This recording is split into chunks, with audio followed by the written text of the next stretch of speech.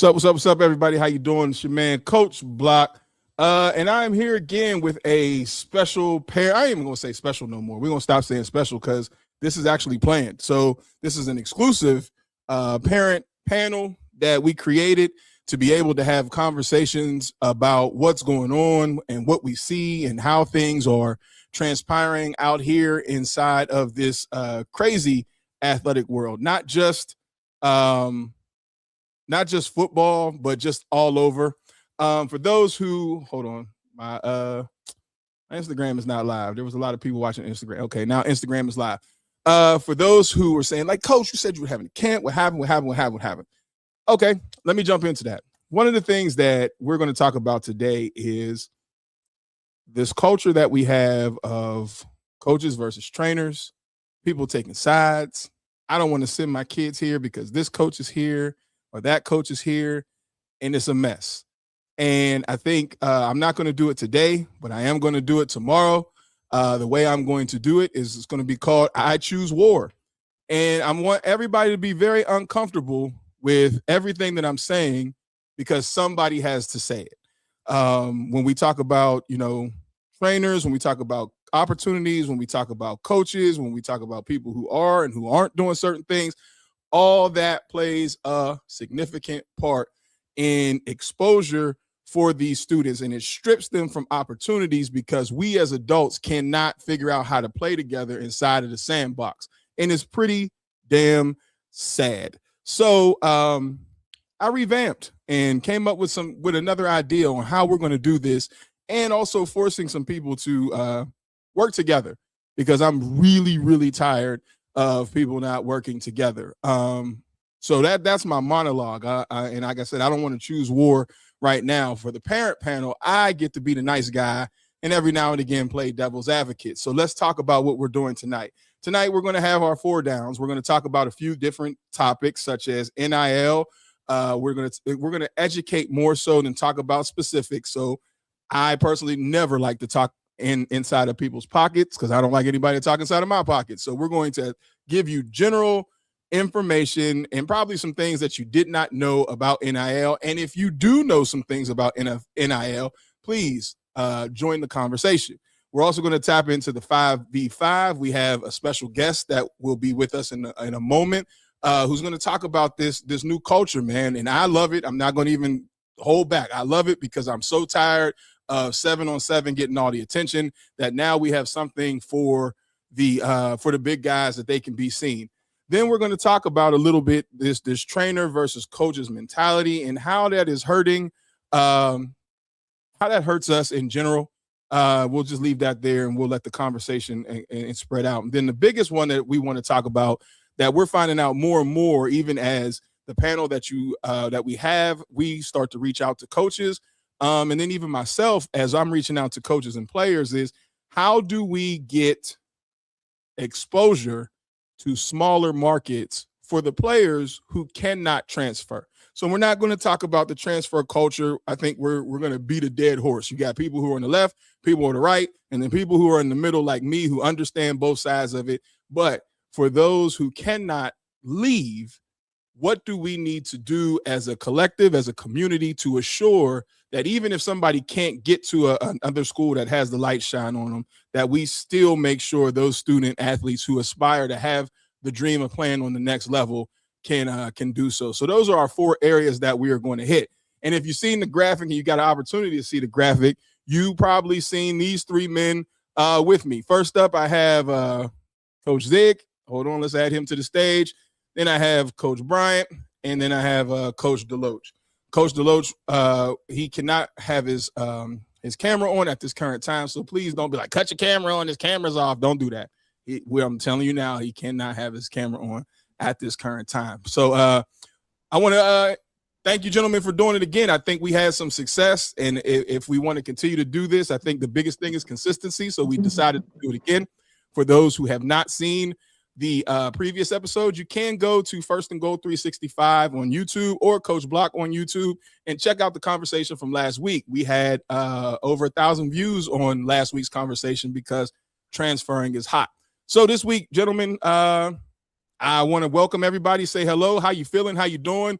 what's going on? Anything new for you guys before we jump into the conversations? Zig, we'll start with you. Oh man, this week was pretty eventful.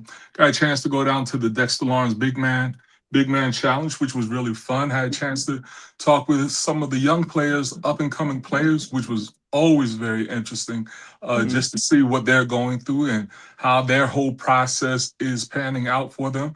Had a chance to reconnect with some coaches in the area, which is always really good. The dialogue that we started last week has spilled over throughout the week, and it was interesting to hear different viewpoints. So it's been a very eventful weekend. Eventful week, excuse me. Agreed. Coach Brian, what you got going on, man? Tell me some news, some information. What's going on since the last time we talked?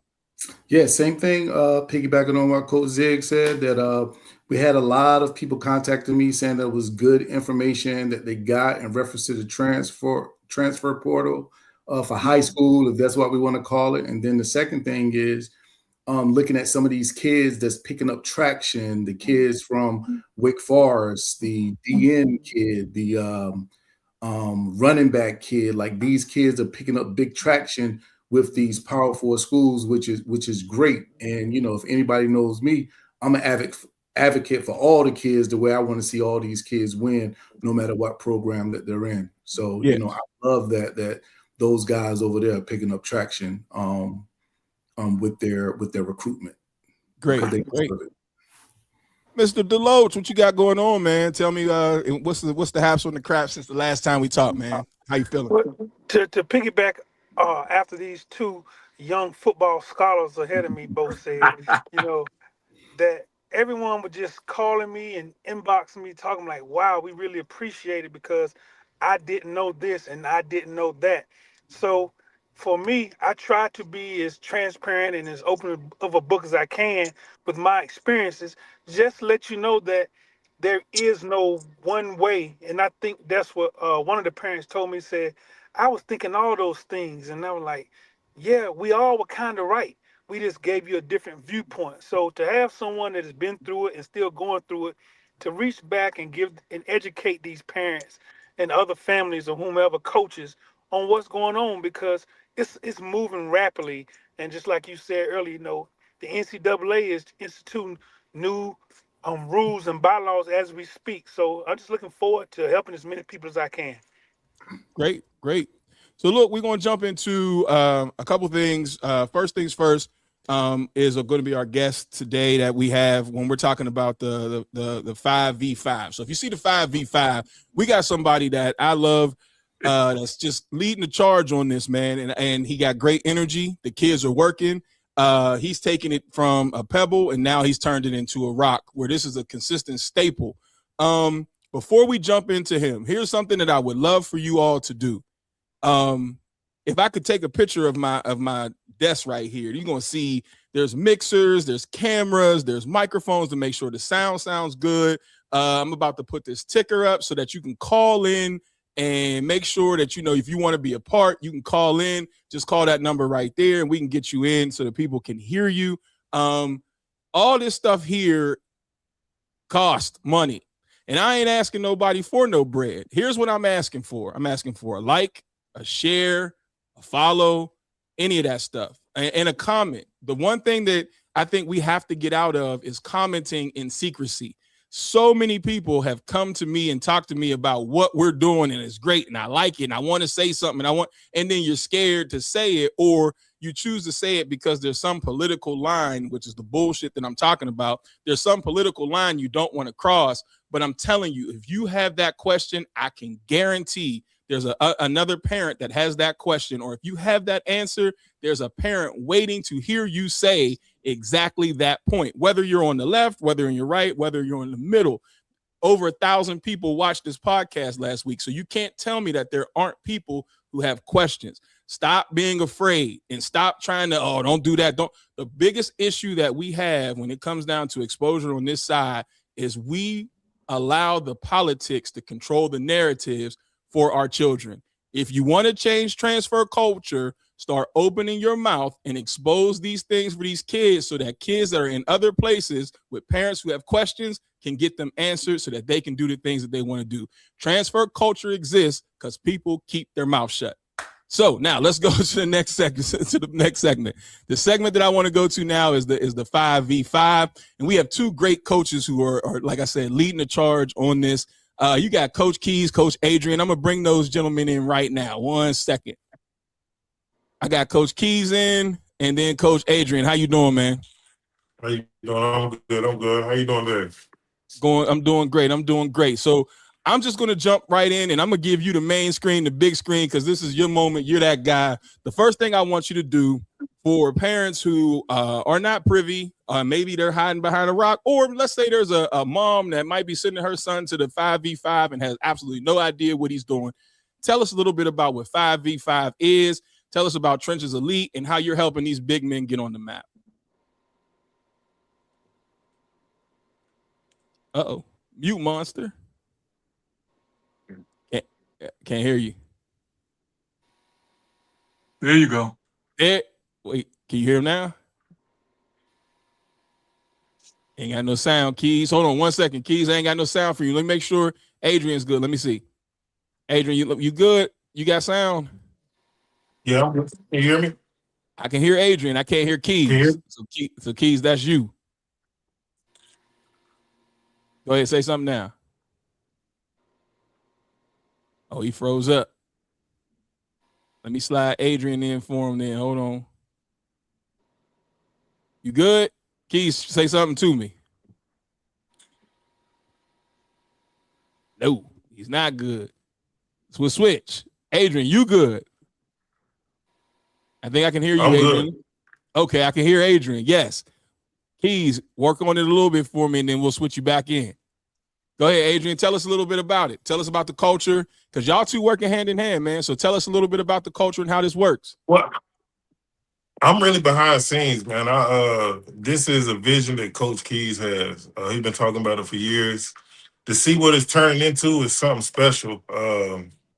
Coach Keys, we all know the 7-on-7 world, but the big men never had the opportunity to show their skills. So Keys kind of stepped in and filled that void. Like I said, this is his vision. There you go. There you go, because I heard a baby. Yeah, I heard the baby. But yeah, like I was saying, Keys stepped in and he's just trying to put as much exposure there is on the bigger guys. You know, I hate to say it, me being I love the DBs and the receiver, but we know when it comes down to football, the big guys kind of do run the world. Yeah. They're the first ones off the board. I tell people all the time in recruiting, they are the first off the board. They're the most valuable piece of the puzzle. Yeah. You can't do nothing with them. You can't do nothing without them. Yeah. So like I said, I really just help Keys with everything. We get out, we try to find as many kids that we can get exposure on. But Keys is really the brains to everything. I'm behind scenes helping push it. Right. So tell us right now, because Keys have probably got to go out and come back in.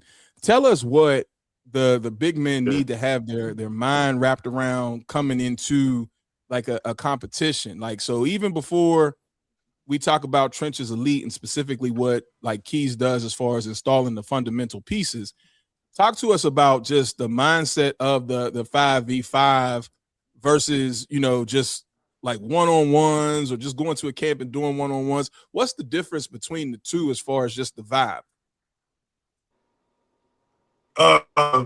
First and foremost, you got to come in with some type of attitude. It's not for the soft, it's not for the weak. Technique is a must. You got to understand what you're doing, what you're here for.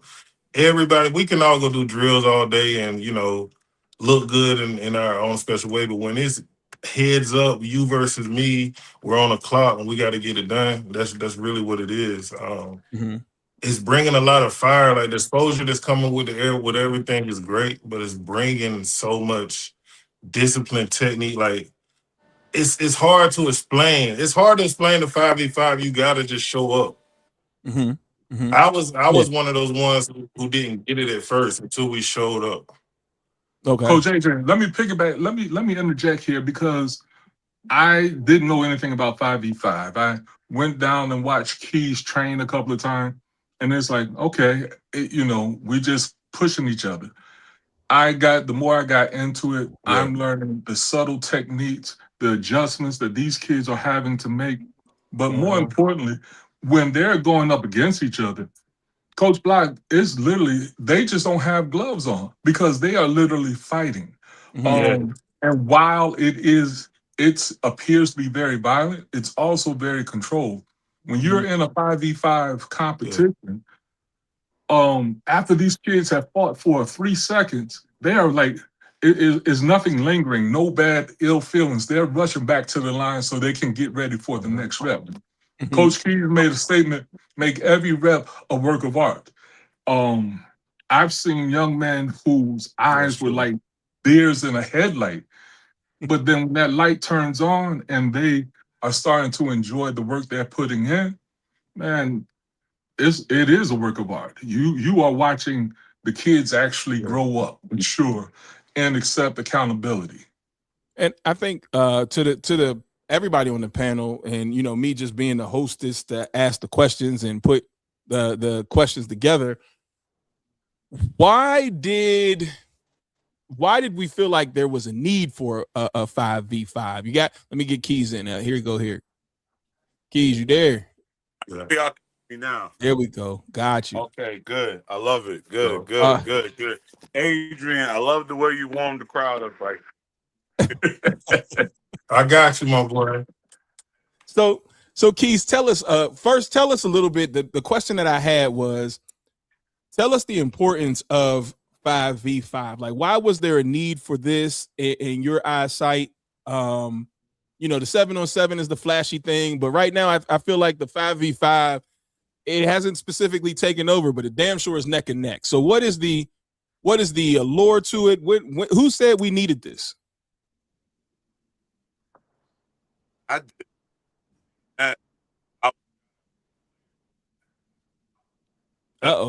You breaking up. Oh, Keys, you breaking up on us. How about now? Can you guys hear me now? Yeah. Can you hear me now? Got you. All right. At California, guys from Hawaii, guys from Texas, guys from Florida, that just always told me that was how they came up. That was how they started to learn the trenches. That was something they were doing in the off season, the religion. I understand that Trench Lee is training first, development first. Zig, Big Rich has seen me. He's seen me develop from the beginning. Where I just grab a guy, we might make art for an hour and a half, just straight crafting. But at the same time, I want to see that guy against something live. I want to see my technique that we work. I want to see against a live bullet, a live guy. So it was something that we had to do.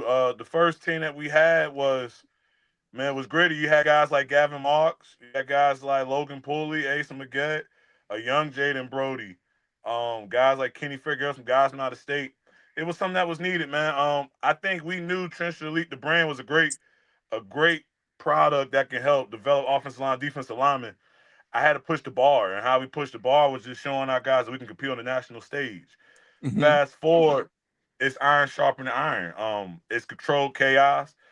You hear some people say they're against 5-on-5, but like I asked every individual, what do you in your camps on every day at these prospect camps? We see one-on-ones. That's what they ended on. Someone mentioned, Wake Forest edge rusher is catching a buzz. Yeah, he's catching a buzz. That same kid was giving it to guys from January all the way on, from Pittsburgh to Miami, came to North Carolina to do it, Georgia. That guy's been competing. So, yeah, when he's in his offseason now with the Under Armours, he's going to prospect camps. It's easy now. He was playing the cream of the crop. It was something that had to be started here. Shout out to Dexter Lawrence that wanted me to bring my vision, to be a part of his platform, his brand. Like I said, I love 7-on-7. Don't get it twisted. I think that's a great development tool for the skill guys. This is going to develop the grittiness, and we don't have to worry. Let's just change the narrative. We know guys know how to train and develop. Let's see, can those kids actually work that technique against a live guy in front of them? So that's why we created 5-on-5. So we brought it here. So I'm glad you said that, because my next question literally takes me there, and then dads as well. You guys jump in when you feel. Like 7-on-7, you have coaches who say I can't stand it because it teaches improper technique. Talk about how you, as Trenches Elite, first, because there may be improper technique with others, but talk about how Trenches Elite prepares your guys to assure that technique is not compromised. Well, you got to understand, we're trainers first, man. We're trainers, and some of these guys that's on this podcast now have seen me work and seen me develop guys, to get them to the next level and help develop their game. So the first thing is first building your game up. We Mhm. got to crawl before we can walk. A lot of guys seeing the social media. They're seeing Yeah. guys, they're seeing guys get yoked up. They're not understanding the process. They're not understanding what we was doing behind the scenes. Mm-hmm. Again, we're development first. You guys have seen me train these guys in 95-degree heat, 97-degree heat, really get Mm-hmm. into it. My version Mm-hmm. now is just showing these guys, okay, look, let me show you the finishing touches. The finishing touches is guy going against anybody in your area, and he's showing he can compete, and he deserves the opportunity to play at the next level. So, I mean, the Mm-hmm. first thing I always tell them, we put the surgery on first. The surgery is develop. We Right. make sure these guys are prepared, ready to go. Once I feel like, man, that kid's ready to go, let's throw him in the fire. This is my way of throwing you in that fire. This is my Mm-hmm. way of getting you prepared. Mm-hmm. Again, if you look at just the name of the kids that we've had come through this program, they'll tell you we had to go through this. We had to go through Yeah. this, get where we had to go, because this was our only way of finding out could we really play in the battleground. Yeah. Yeah. Now, go ahead. I'm sorry. Go ahead. No. Oh no, What you I was good. going to say, um, you on any given Friday when we go to what we call the pit, you'll see a host of Millbrook kids and you will see Roseville kids. You'll see any of the school kids. I think that Coach Keys has also developed a good relationship with the area coaches and understands what they are looking for. And that is, I guess, incorporated into the development so that, hey, what I'm training will also fit with the program that they're playing at. Again, we had the pit finale is this Friday, and it's going to be bananas because you're also going to have high quality kids and kids at every level who are learning that are really getting ready to sharpen each other. It's an amazing energy. It's a fun atmosphere. And again, this is just something to see.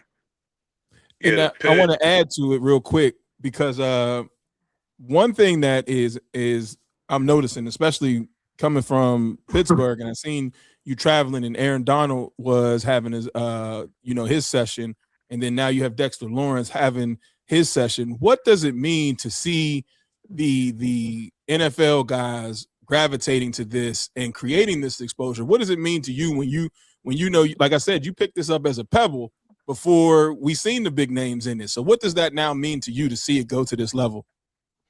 It makes me smile because, like I told Dex, I said, Dex, I love the 7-on-7 part of your event, but this is you.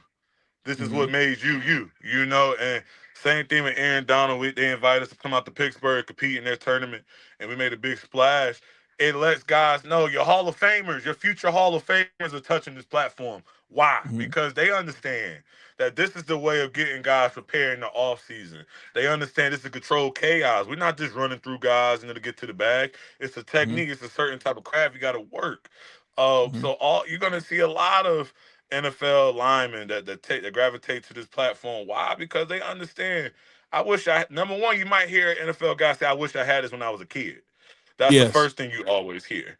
They'll say, "Man, I wish we had something like this growing up. I wish we had something like that when I was growing up in North Carolina." But that's the beauty of it. So you don't be surprised, in the next few years you start seeing more and more and more. I know we got some NFL guys, I won't say their names now behind the scenes, that are gonna put their touches on Trenches Elite because they believe in it and they wish they Mm-hmm. was a part of something like this when they was in high school. So it's just this is just the beginning.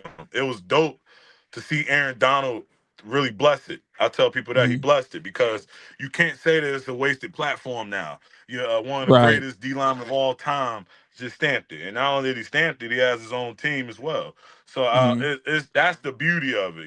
This is just the beginning. I'm proud and I'm just honored to represent the progress. So as an organization, just tell me when you're looking at a kid, because all linemen aren't built the same. All linemen have different techniques when they come to you. Tell us, building a lineman, or tell a parent or even a coach out there, you're building a lineman, he comes to you, I want to get better. Where do you start, and then how do you finish? Like, so where do you start with a guy, or where does a guy need to start working when he's at home by himself to get better so that he can perform at these events and potentially get put on the map? Well, I mean, if I first meet a kid, meet a parent, I won't throw the 5-on-5 on them right away. Let's get developed in it. The first thing I look for is, how much do you care about this position? It's not a pretty position. It's a gritty position. Offensive line, defensive line, it's not fancy. You know, defensive line, yeah, it's becoming a more of a highlight position, but how much do you love this game? From there, a lot of people might say, well, the next thing is size. I can't say size, because I had guys like Drew James that I met that was 5'6", 5'7", and became 190 pounds. That became 5'8", 5'9", 5'9 and a half, 250. That became some of the best players in the city. So I look for your grittiness. Yeah, I look at the weight, the size, but it's hard to judge that. You just look at the potential of that, because kids are only going to grow, right? So it's all about just how much did he love the position, how much does he care. From there, that's when it makes my job easy. This individual cares about playing offensive line, defensive line. This kid wants to live in the trenches. So it's only right for me to give him the proper touches and the proper tools to be able to be victorious at it. How that works, that might be that might be months, could be a year or two, could be 3. So Yeah. and then we talk about the 5-on-5. Is he gritty enough? Is he ready for that? Now, and there's 2 versions of that. There's playing on my travel team, that's pretty well, and then there's part of Dexter Lawrence, there's being a part of the pit, all those good things. Now the pit, you just can't escape, because the pit is an hour individual period, then 30 minutes of one-on-one. So you're gonna get the teachings for an hour, then we battle. We just a lot of people look at the 30-second clips that we put up. Nah, we teach first for a whole hour. Then we get it on, and practice what we preach. So I think the first thing I look for is, do you care about this position? If you care about being an offensive line, defensive lineman, trust me, that makes my job easy. It makes Coach Jones' job easy. Trust me. Yes. Now I'm glad you said that, because it helps me transition, because like I told the guys, I get the opportunity to get my ESPN on, and this is a segue into the next question. So like with 5v5, and I think, matter of fact, let me put this comment up for Mark's Gav's dad. He said 5-on-5 was a game changer for Gav. 100% got him ready for camp season. So here's what we were talking about earlier, and I want you guys to stay with us. Adrian, you too. I want you guys to stay with us on this next topic. And 5-on-5 creates opportunity. So how do we get the guys from the smaller markets that aren't necessarily being seen to you? Or do we take what's happening to them? How do we help these smaller markets with these athletes that don't specifically get the shine that they need to? I could say this. I think Rich could agree. Maybe Adrian would agree. Mark Bryant would agree. I try to do a good job to find some diamonds from the small areas. I'll give you an example. JT Day, Eastern Alamance. No one heard of that kid before we brought him to the city and let him display who he was. Antoine McCoy, Bulldogs commit. Dallas Richardson, the top 50 edge in 2028. The best way to do it, and I'm learning. I'm not gonna say I'm learning. I'm doing this now. You gotta tap in with these small markets. I'm gonna let you know a secret. And I've talked to an individual in this area that's very well respected in the training world. The smaller towns is where it's at, because those are the guys that got the size, just don't understand. Might not have the resources to get to the areas. So how you do it? You just reach out, man. I'm a cold caller. I'm a guy that I'll go look at any county, and I go find any guy. Sometimes a coach might call me and tell me, "Hey, coach, check out this kid. We think you can help him out a lot." So I tell you this: the 5-on-5 national team that we have, it's not Raleigh based. It's North Mm-hmm. Carolina based, but it's also out the country based. Guys from different states based. I mean, not out the country, because it's good guys from different areas, from small areas.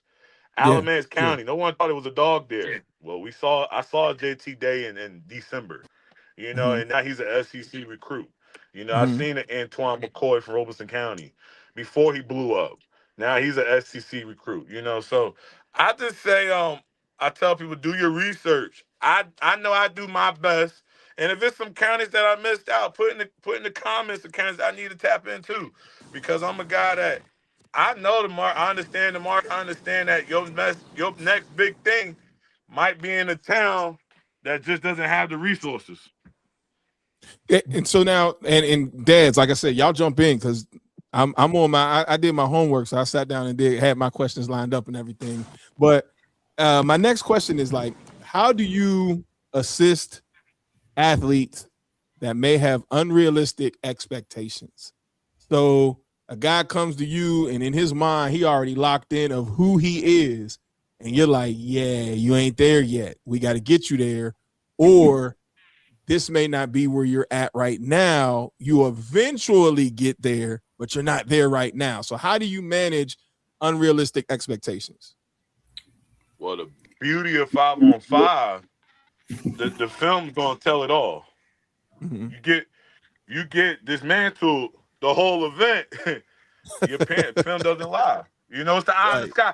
I will say that. I don't, and now I will say this. I'll say and I say that. In the beginning, you have those parents that come into it. My child wants to go here. He can play here. I'll listen. It's like filling out a questionnaire survey, right?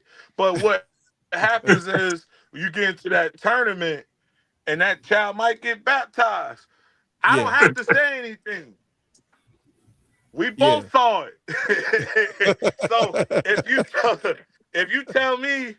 you told me before we went in the tournament, my child wants to be an SEC recruit, and I believed you for that first 5-10 minutes that you told me that, for the next 2 or 3 hours, we'll be able to tell if it's realistic or not.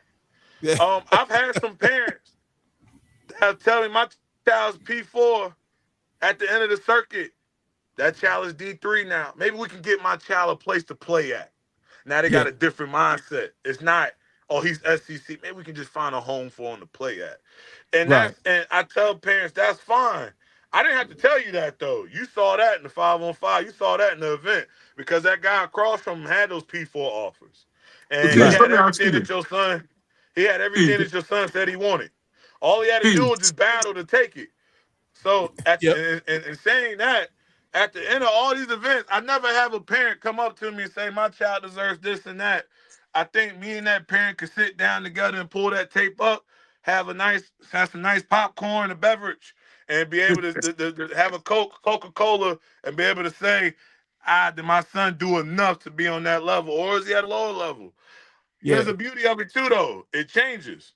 Because I might get a kid that might be a freshman or sophomore that's on the circuit. Yeah, he comes back the following year, he's a dog. Well, because he had to get roughed up a little bit. Yeah, he had to get spanked a little bit. He had to get that blessing. And that's the beauty of it. I've had guys that some of the top players that y'all read about now, I've had on this team, and I've had a part of the circuit. And if the first time didn't go so well, but when he came back, he understood what it was. Right. But Keys, let me ask you this. Keys, let me ask you this. When you have some certain players who have been groomed all their life, all of a sudden, when they're thrown into the fire, as a trainer, not necessarily you, are you developing that skill when you know that position is not for them? If you have a 5'8" player and he's been a defensive tackle and he's only 190 pounds or 180 pounds, but that's all he wants to play. At some point, do we have to be honest and be like, I think you might need to look at something else? I mean, do we become dream killers if we suggest other positions that they may excel in? I know Deloach and I I have mean, had this conversation a lot of times. We talked to people down east, and it's like some, you have undersized linemen that are being put there when they shouldn't be. I mean, do we kill the dream if that's what they've been working on? I mean, how do we? What's the happy medium with that? Well, Z, we're not gonna call them reality killers. I'm a dream killers. We're gonna say we're gonna be reality introducers. That's what we're gonna probably have to start doing for some of them now. Now, if you 5'5" and you know, in your household you don't see nothing taller than 5'8", then the reality of you being 5'10" or taller is probably kind of small. So like he said, Key said, let's just find somewhere for my son to play. That's I'm not saying you can't play football on the collegiate level, but those dreams at 5'5" of you being the starting nose guard at Alabama, that's probably not the right direction for you to be going in. So let's just find another institution of high learning that you can go to that will allow you to be a part of that team. That's the goal I always have. This is be completely honest with it. Now, unless you 5'5", benching 600, I can't see how it's gonna work. But that's just my take on it. I say if you come to a trainer, I mean, really, I'm pretty black and white when it comes to honesty, even with the parents. If a child comes to me to get developed, and I know little Bobby is 5'7", 160, and he wants to be the next Trent Williams, right? Um, no, I will tell your parent. It just doesn't fit the description. However, you can't help that he might be in a small town where he is the man playing that. Mm-hmm. He That's Yeah. true. might be the guy. So and that's it's not my place to tell you to switch. Hey, switch your position right now. It's my place to tell you, hey, look, collegiately, it's probably not going to happen. You're probably one of the baddest high school players in your area at that position. Probably is. And just the next level just might be a stretch for you.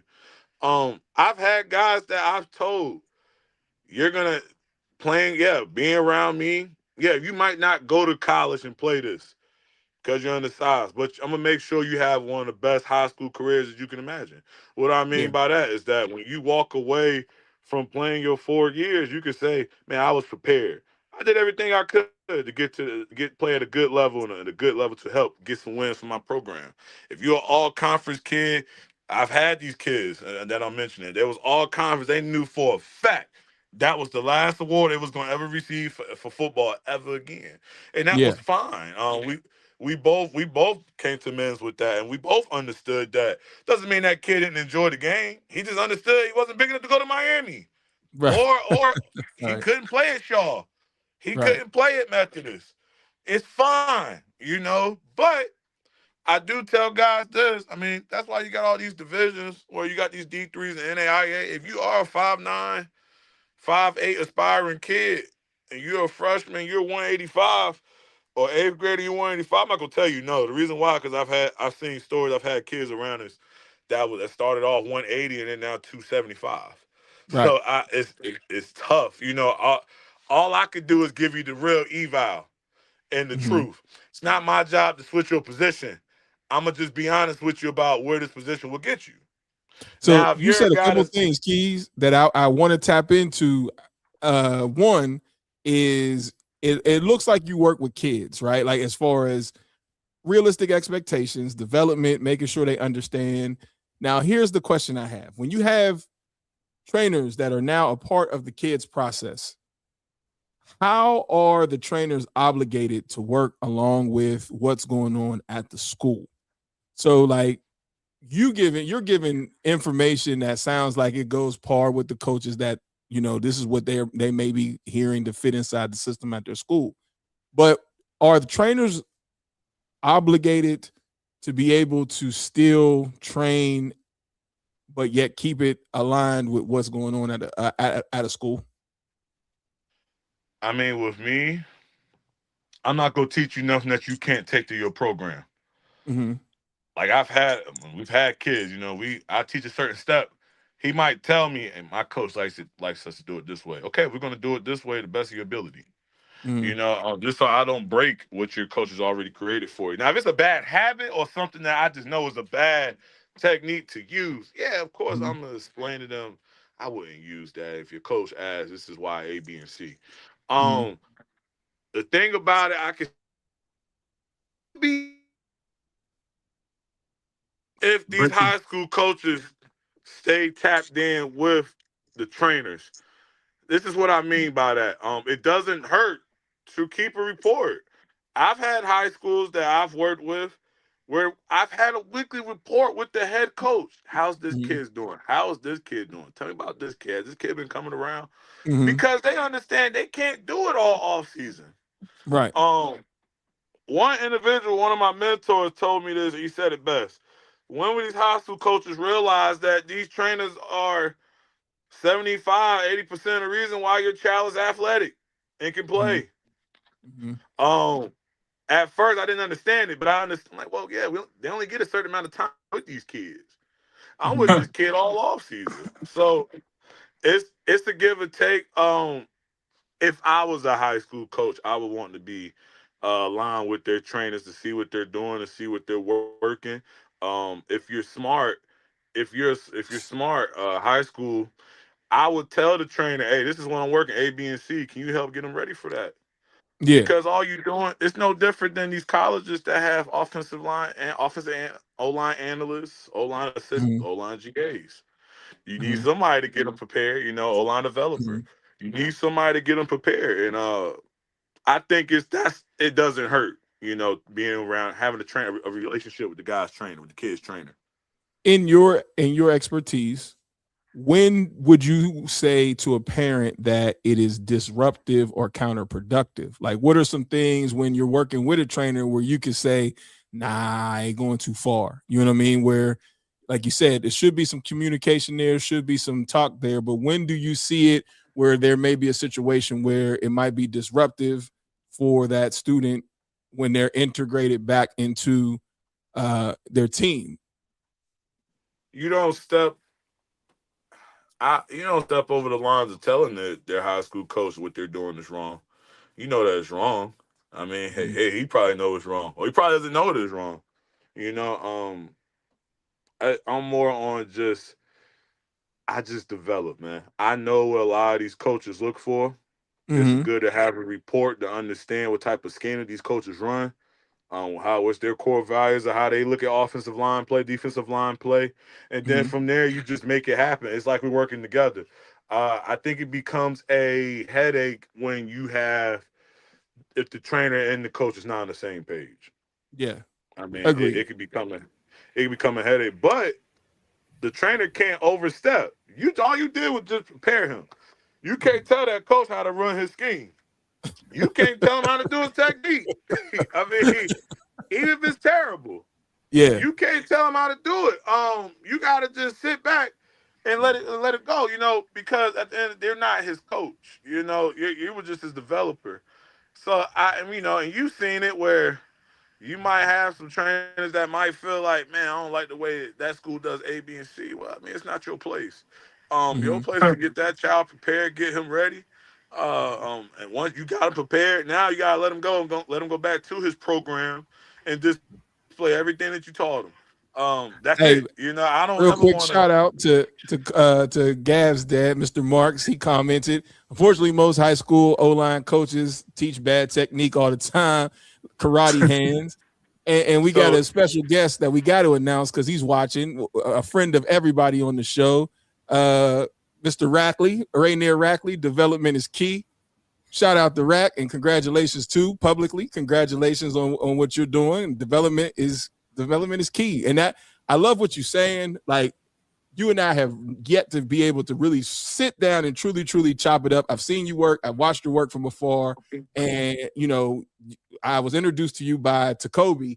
And the thing that I admire the most is it's about building a kid from the ground up, not just coming in and just saying, like, this is what we're going to do. Nah, let's do a little bit of an evaluation of what it is that you can do before we start implementing shit. And then you end up ruining the kid because you're putting in what you think versus what the kid can actually do. that, and then you got that side. Then you got these side of trainers where You got these side of trainers where they might take something that's already been created and they'll spill, I mean, whatever spill they want to put on it. It was already done, was already created. Man, and we not Cofield, Kobe Cofield is my dog, my brother. Rack is my brother. Those are my guys because they understand where I come from with this. Those are two guys that told me as soon as I was done playing to get into this market to help out my area, my hometown. At the same time, I'm not always happy with how training is going around here. I always tell I tell a lot of people there's a difference between Trenches Elite and every trainer. 90% of the train, 99.9. I'll just be fair. We could just do a lot from scratch, man. You could give me a sheet of paper, right? And you that paper, that one sheet of paper might turn into a sculpture, some art, and you might give me a kid that don't know anything about football. And which Zig has seen this. I've worked with kids that never played the game before. You look at them up. You look them up now. Those kids are all conference kids and scholarship kids. Those are the ones I like that don't have no knowledge of this game, because that's the time for me to really show you what I could do, what Coach Jones could do, like how we really do this. So there's two sides to it. You got the trainers that can do it, that can just do it from scratch. You got the ones that's just taking, they're picking up the leftovers. I was, and the thing about me, I can always recreate, so it never bothers me. You could take a kid, and that's fine. You just might look up 3 months later. I got another kid. That's now we've been rolling smooth because for those who are watching, Coach Cook, he was a gentleman who was going to come in, head coach from Farmville, but he wasn't able to make it today. But we still been rolling with the same conversation, and we're in our fourth down because we did first, second, and third down. We're in our fourth down when we're talking about NIL. And I think one thing that we keep talking about, and even on Instagram, you guys can't see the Instagram messaging, but I can. You see everybody talking about, yes, this is development. We're talking about development, clapping for development. And it takes me to my transition where development matched with exposure equals $ for players that have the attributes, right? So when we're talking about that, man, let's talk about how now more than ever, if you have the specific attributes in a position, that development now has a price tag to it. Now, I don't want to specifically talk about anybody's price tag, but I do want to talk about, this is where I feel high school coaches may not be changing with the times, with understanding that now development equals money for these kids. And you don't have time to waste because you could cost kids potentially hundreds of thousands of dollars. From a parent standpoint, that is 100% correct. If your child isn't getting developed outside of school, it's not going to translate. It's not going to translate. Your child has to get development outside of their coaching at school. I can piggyback up what Coach Keys is saying. I've seen him take a kid from day one, basketball kid, has the size, has the length, train that kid up in practice, and the kid got his first offer. Now, where that kid takes it from there, that's going to be on that kid. But I've seen Coach Keys do it from the bottom. I've seen him take a D-line kid, put him on the offensive line, train him up how to be an offensive guard, because he understands that kid is going to need that development when these college coaches come stand on the sideline and look at these kids. Yes. So that's what it's about. From a parent standpoint, your kid is going to have to get with a trainer in order to have that to translate, whether you get an offer or whether we're talking about what you say, NIL, rev share, collective. That's going to have to translate to the next. Mark, you said something important, and I'm going to switch you to main screen to explain that a little bit, because I need parents to understand that there's levels, there's different brackets when we're talking about NIL. So let me move you to main screen. And so you said a couple things there where rev share and NIL. Can you take just a little bit of time of explaining that for parents that may be watching who have no idea and they just think all that equals the bag? No, so it's three things that schools are basing how they're going to pay your kid when they're getting recruited to college. You have NIL, which is name, images, likeness. Most positions are not going to get NIL. That's just what it is. You're going to get your quarterbacks, your high profile quarterbacks. They're going to get that NIL, which is like commercials and things like that. But most kids are going to get what they call a rev share. The NCAA gives the school a certain amount of money to spread out between their football program and other programs to where that money is going to be allowed it for them to pay that kid. Then whatever the collectives are the people that's pouring back into the program, they can add that money on top of the rev share. So that's where the difference comes in.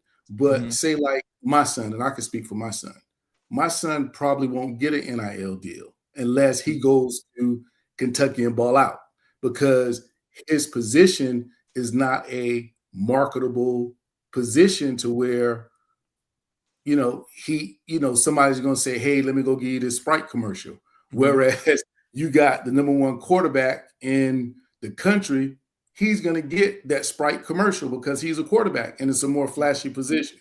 Right. And it's going to be more visible for that school.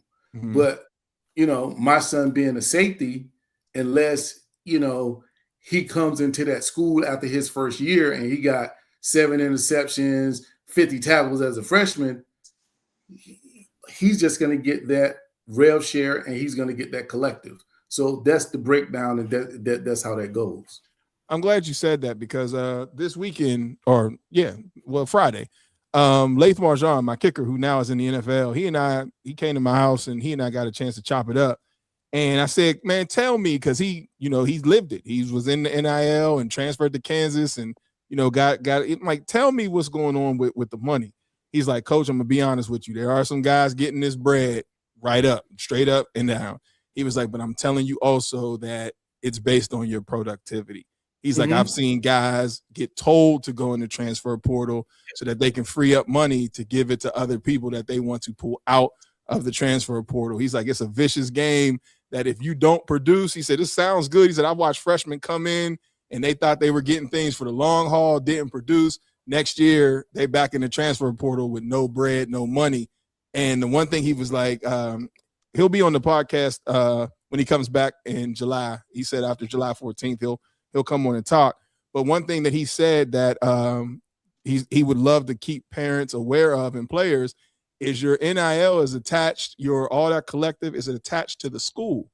The moment they take your scholarship away, because they can take it away for anything that is not aligned, then all that money goes away too. And he said they use that as excuses to be able to not pay these kids the money that is quote unquote promised. So he had given me so many jewels at one time. I was trying to take notes and I was just like, the hell with it.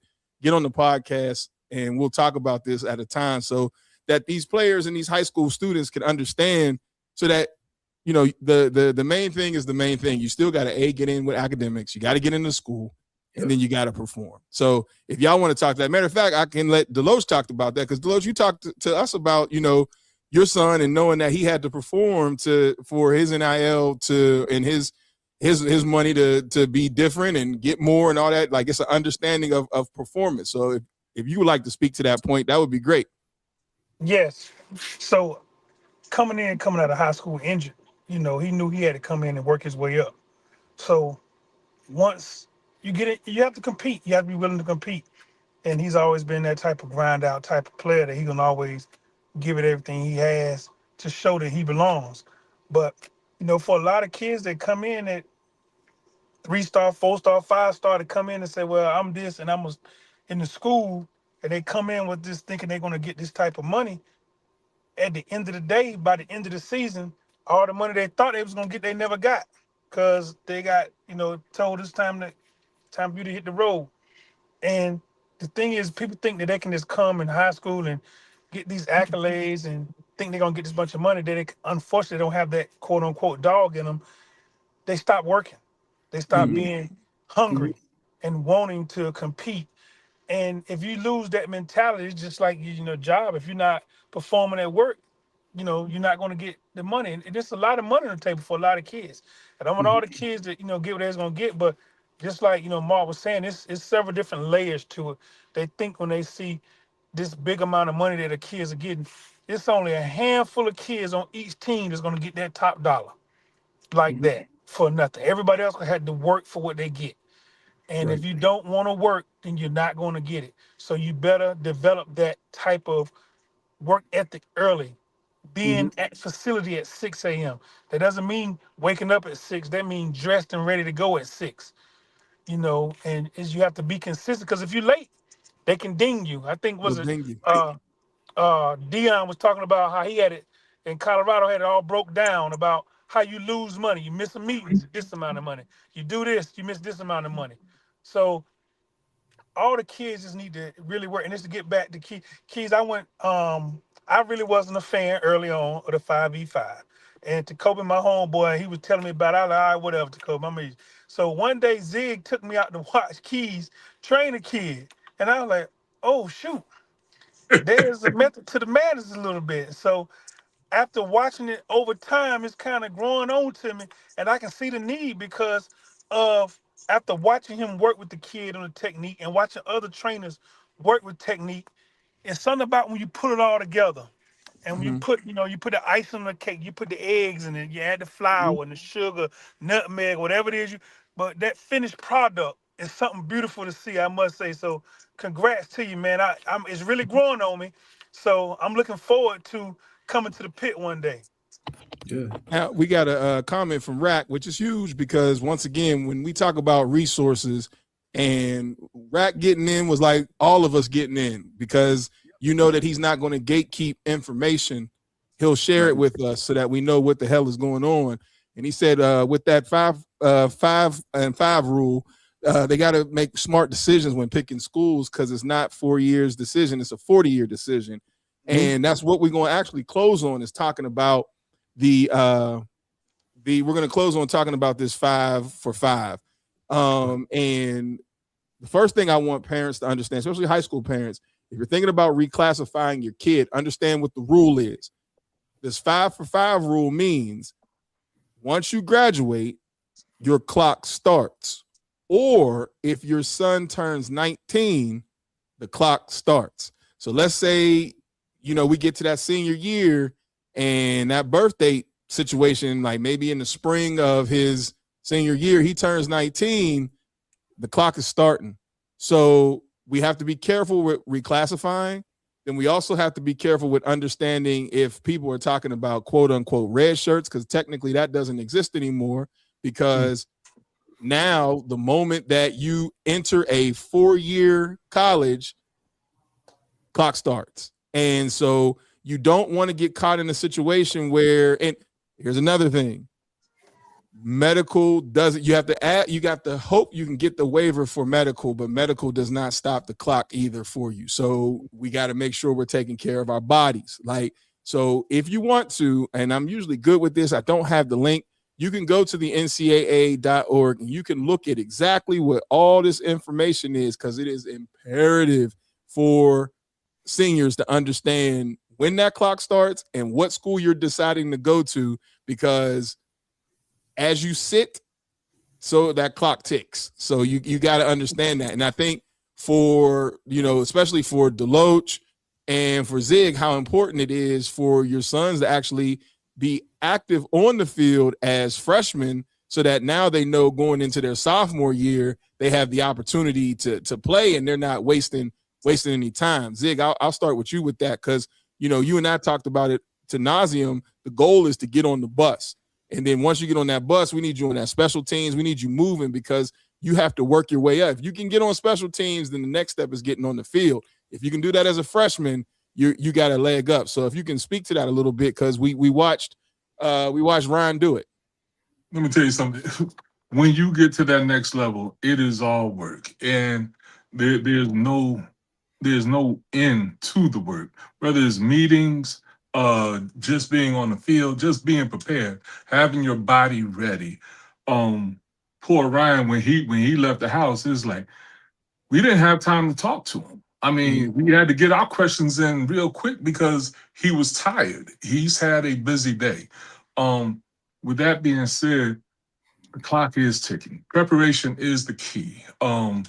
Making sure they are disciplined, able to follow directions, able to keep up, and on top of that, Mark and Deloach, you'll know this too. You also got, as a parent, we also have to stay on top of their mental. Are they getting burned out? Is the game still fun to them? I mean, because again, that next level is a business, and it's a dog eat dog world. I mean, Yeah. for no rhyme or reason, things can happen. But it's important to also offer that support, that village to that athlete because they're going to need it. Staying prepared, they say stay ready so you don't have to get ready. That's the key. That's the key. And Z, just to add to that, Coach Block, in the words of Jerry Rice he said, I never had to get in shape because I never got out of shape. But to add to that, having a conversation with my son, Block, we was talking about the making it the travel squad, and getting on special teams, and he broke it down to me. He was like, that NCAA rule says only 72 kids can travel. 135 people on the team. So for him to make the traveling squad as a true freshman was huge. You know what I'm saying? So Huge. I was like, that's really saying something. And to the education piece. The other thing with this is, and I want parents to really pay attention to this as well. If your child does get told to get in the portal, most of the time it's going to be just for the NIL rev share, whatever that is. That's going to be the piece because they say he probably won't be on the team. The school more than likely still going to cover his room and board and tuition, for him to go to school. So think about the credits. How you going to transfer? Are there grades up to par where they can't even transfer? Just don't chase the money because a lot of kids enter the portal that are super close to being able to graduate from college. But because they're chasing other dreams, we're not thinking about the 40 years, down the line, we being selfish thinking about right now. Go ahead and get that degree before you leave. Don't leave a school empty-handed and just assuming that the next school is going to take all your credits. That may not happen. You may have a year left in school, but because you want to transfer, now you still owe 2 years to another school to be eligible to graduate. You have to pay very close attention to that academic piece. And it's Yes. okay. If you graduate early every summer, go to summer school. Graduate early so you can be finished before your eligibility is up if you really don't like the school you're at, and you can transfer and get your master's degree from another institution. Let's use this system that's in front of us to maximize our opportunities. Agreed. That's a I great would point. like to add to that and piggyback on that point, just to give y'all know me, I like to do the numbers. There are currently, and this is facts, there's currently 10,562 players inside the portal, right? Of those 10,500 plus, only 3,657 of them have homes. So that's roughly over 6,000 and some change that are looking for homes right now. And I think what we have to remember is there is a business piece where you may have the opportunity to get paid and get your money, and hopefully we can get you with the right people that you can do something with the money when you get it, because it ain't gonna last forever if you don't know how to use it. But the other part is, don't forget that you're going to college also to get that damn education. A very small, minute group of people go to the next level, and that's 1 point something percent. One of the things that the gentleman who, like I said, he University of Kansas, undrafted free agent, he's now playing for the Pittsburgh Steelers. The first thing he told me was, I went to Kansas because I knew I can get my degree and get my MBA. So even if I didn't make it to the league, I had something to fall back on. And you have to have this type of plan when you're entering into this, because of that, what I just said, like 3,657 students. So now the 6,000 that's not, what are they going to do? And we we want the best for all the student athletes that are in there, but the numbers tell you different. Not every kid is choosing to go to the portal. Some kids are told, voluntold, it would be in your best interest to get in the portal. So like everybody is saying here, for the parents and for the players alike, please make sure you understand what schools you're selecting in the beginning, because that can help you. Like as Coach Rack, said earlier, like, hey man, know where you're going so that you're not wasting time trying to figure things out. Understand your place on depth charts and things like that. If somebody's recruiting you in and they already got 4 or 5 lined up in your position, know that 9 times out of 10, you're just there to see if you can prove yourself. And if you can't, guess what? You're back in the portal. Like, let's be conscious of that, moving forward. And even in preparation, what I would like for Mark to close on with preparation, because now his son is getting ready to go into this fire, right? So you got to finish your season healthy as a senior. Make sure you're taking care of your body. But then now you go from being the top dog to now I got to earn this spot. How are you helping your son prepare, and what are you seeing with him mentally, or what advice can you give to a parent who's going through this to be able to mentally support their student athlete in that aspect of the development as well? I'm glad you asked that question. I'm so glad you asked that question.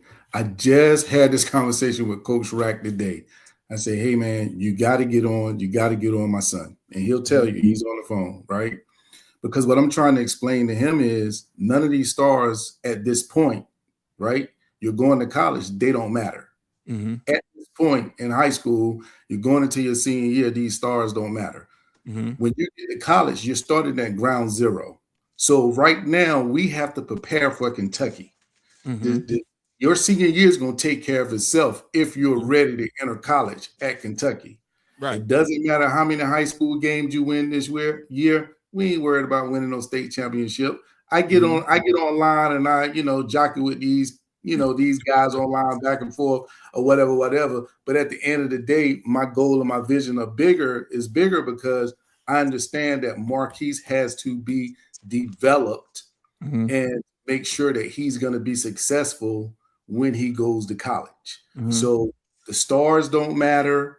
We have to get back to training 2-3 times a day. As I explained to him when we were driving in the car coming from Baltimore, I say, Keith, you can't just go to practice from whatever time, y'all go to practice and then that be the end of your day. You got to go into this like you came into your freshman year when you was like, Dad, I want to start. I want to start as a freshman. So you was training 2-3 times a day. That's what we got to get back to. So that's the goal, is to get him back on that 2 to 3 times a day of training. That's your skill trainer, that's training with your school, and that's getting stronger. Because when he gets to college, he's at ground level zero.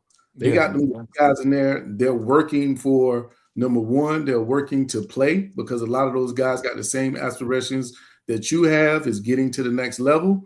And then number two, these guys aren't going to pay you this money for you to come in here and think that you missed a hot dog and don't perform. They're going to ask you to get into the portal.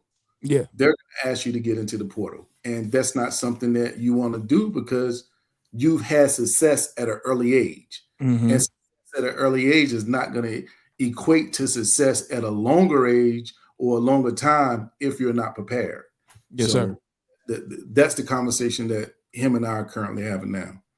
Great. And now for this podcast, what I'll probably do is next week, and I'll talk to you all about it, I have a friend. Her name is Lena Harris. She has been on the podcast before. So if you do want to go check out Lena after I give, a little bit about who she is the sports counselor of Cleveland State. Her job is to make sure that everybody, not just football, but everybody has their mind on straight and can understand what they're getting into, because it is a grind, it is business, and nobody waits. That's the biggest part that I think a lot of athletes think, is that they have time. And because you do have the transfer portal and you have other options for coaches, you got to be ready to perform right now. They have to see that potential. You can grow into your spot if they see the potential and the learning curve happening fast.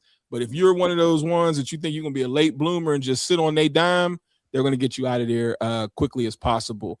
So to close the show, man, tonight's conversation was great. We talked about the 5v5. We talked about personal training and, you know, some keys about what is good and what isn't good when it comes down to the coach-trainer relationship. But I think the key today that I love that Coach Keys and Coach Adrian talked about was development and communication and honesty. Like, those things have to be a major part of this process, because really, as our parents, you know, my parents, ain't nobody playing with you. Like, ain't nobody playing with you. And so you need to have a realistic scope so that you know how to develop and you know how to perform and you know what you need to say and how you need to communicate. So shout out to Coach Keys, shout out, you know, to Coach Rack and everybody who commented. I see Coach Jones commented, Mr. Marks, I see Mr. Faulkner as well. He commented. We appreciate you all being a part, because this is the community that we want to build. And even on the Instagram side, we had Coach Greg, who does the QB coach. I mean, I'm sorry, not Coach Greg. Well, Coach Greg was on from South Garner, but we had Coach Reg on. Congratulations to him. He just had his baby.